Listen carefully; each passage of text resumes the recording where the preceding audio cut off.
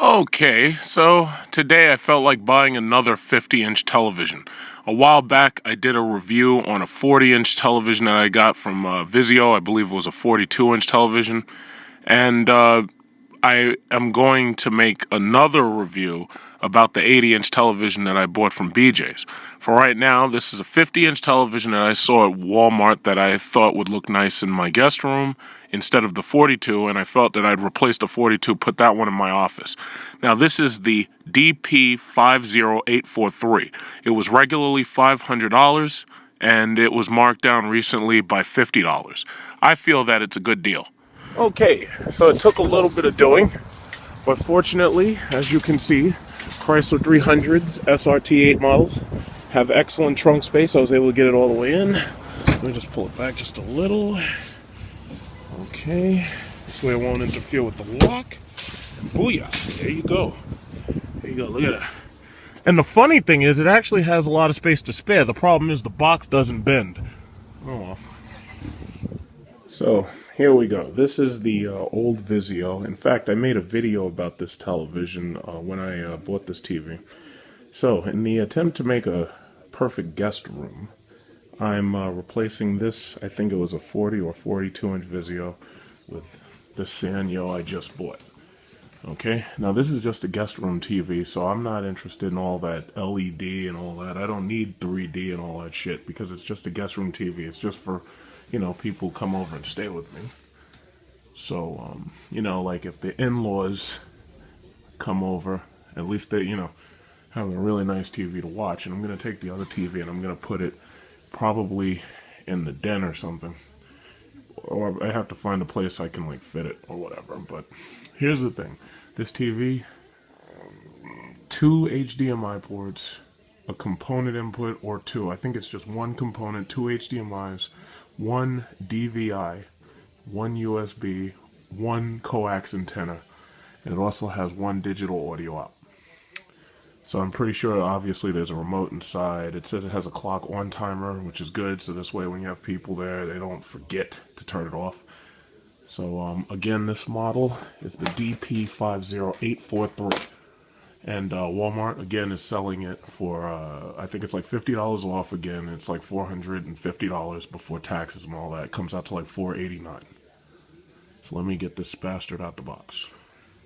The only major assembly is 2 feet, 2 metal feet for the base, which look like this.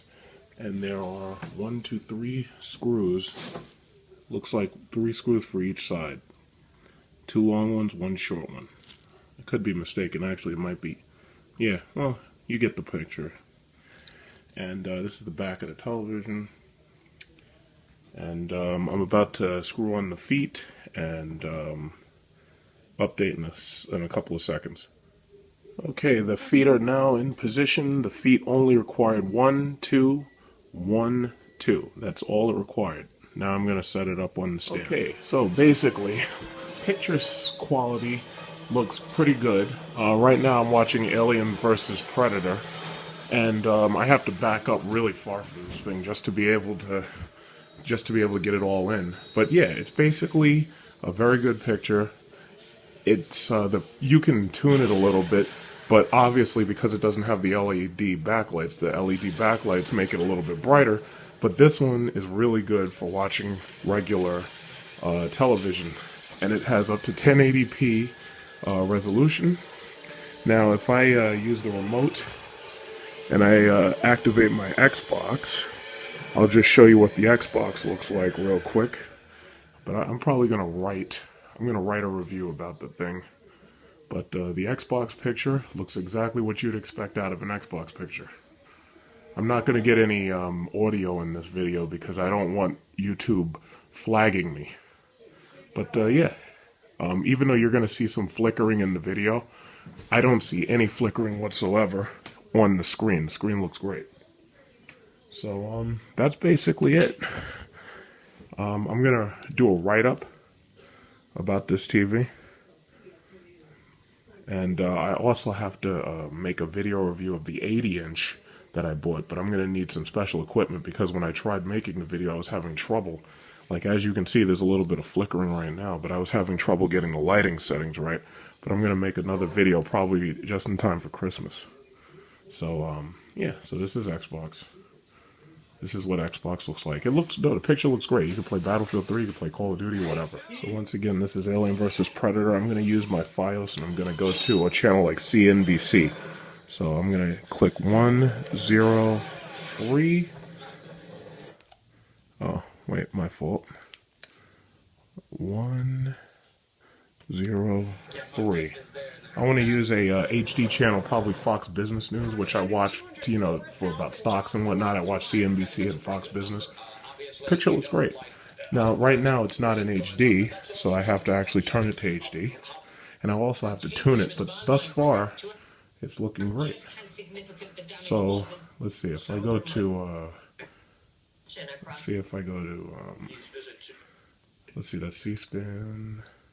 There's Fox Business, because I always like checking how clear the ticker is, so then I have to push the C button on the remote, and the C button puts it to HD.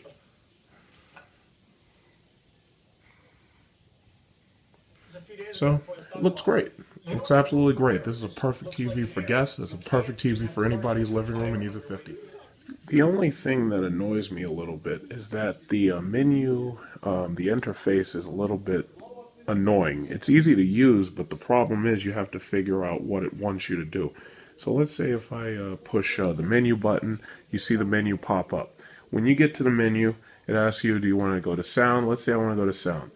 If I want to change things manually, I should be able to, right at this point, push right and left buttons on the seat D-pad in order to move that bass or the bass or the treble. I should be able to move any of these on and off just by pushing left and right. Problem is, what they did is they make it so that if you want to move this on and off, you have to actually push enter first, then it shows up at the bottom, then you have to push left or right. I think they could have made it so much easier if they hadn't included steps like that. So like if I push escape, if I go back to it, for instance, if I go back to it, it doesn't matter what thing you try to change. If you want to do detailed settings, if you want to change bass or you want to change treble in the high frequencies or low frequencies, you still have to end up doing the same thing. You got to push it first, then it'll allow you to get to it. I think that's stupid. I don't understand why there's an extra step, but alas, there's an extra step. So let's see. If we look through the menu, let's just see a couple of other things. So far, I'm very impressed with the picture. And let's see if I go to setup. They have the V-chip option, which basically the parents have no idea how to use, but they let their kids use, so therefore their kids end up watching porno on their, on their little video games like their DS and their PSP, because the parents are computer illiterate. Digital caption. You can change the font size, that's nice. You can change font style, background color, that's pretty cool. Energy solutions. You can do automatic shutoffs. Let's see, automatic shutoff, you can do that. You can make it so that the light sensor will, change the brightness. Economy has different levels of power saving, mostly revolving around how much light and how much power this thing's cranking out at any given point.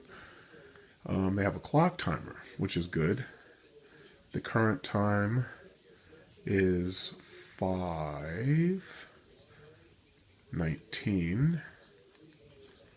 Current time is 5:19 p.m. Okay, all right. Once again, I have to push enter. Switch on time. You can choose when you want this thing to turn on, but I don't want it to do that, so I'm going to leave that off. So that's nice. It's always nice to have clocks. My thing is, I feel that all of these televisions should have an option where you can listen to it and not watch it. Like, could you imagine just like your computer monitor where you can turn the monitor off and you can just listen to the speakers? In my opinion, all televisions should have that. What else is in the menu? Well, I didn't find anything especially interesting in the, what is it called? The menu. And I did a little bit of looking around. But quite frankly, it's a very impressive television set, and it looks really, really good. The guests are going to love it. because it's big, and I like it. And I'm going to probably put like a write-up of any pros and cons, and I'm going to be able to update that whenever I feel like it. So if you came here because you were looking for this specific model, I would have to say it's a pretty good buy. I mean, you could spend $130 more and get a Vizio, or you could get a LG or something, but the way I see it, unless you're making this a main television for your living room, if you're just getting a television for a guest room, or if you really feel that you want a big TV for your bedroom, in my opinion, there's really no reason to go long. If you really want to go long, get yourself a $1,000 Samsung or $800 Samsung. But other than that, the picture quality is excellent. So if you have any specific questions, feel free to ask them in the comments section.